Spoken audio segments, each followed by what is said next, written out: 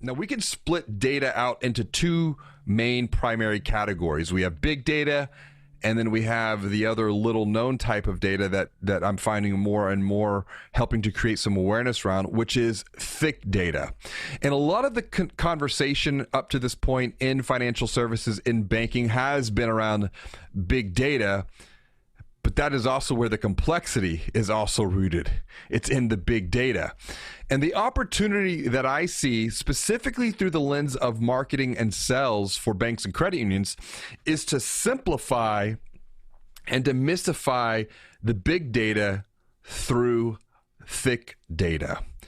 I want to be very clear here, because one is not better than the other.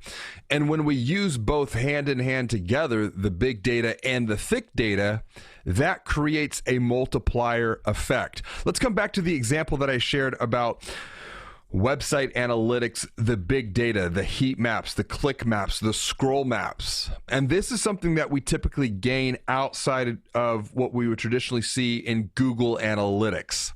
There are other technology platforms to give us insight into this type of activity, into this type of big data.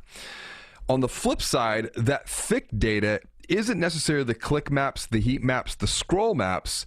It's the quantitative data of how people are using the website, or more importantly, why people are using the website the way they are. And the way that we get this quantitative thick data, or this qualitative thick data, my apologies, is through digital secret shopping studies. So let's compare and contrast these two.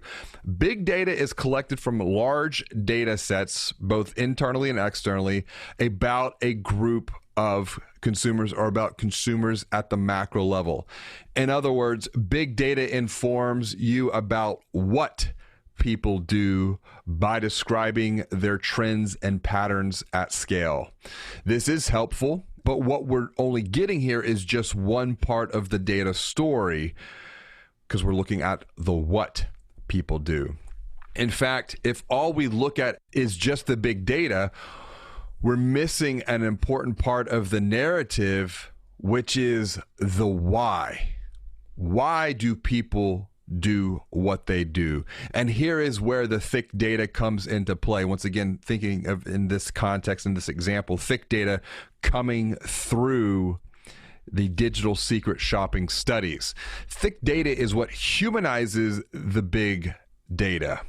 And what we're looking at with thick data, it's the qualitative information collected from a smaller subset of individuals to better understand two things. Number one, their emotions. And number two, their motivations, both of which, emotions and motivations, drive their thinking, drive their behavior, drive their choices.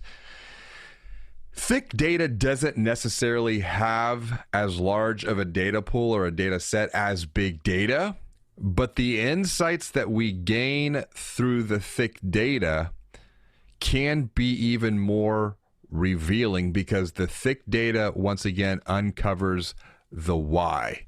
It provides insight into why people do what they do, why people feel the way they feel.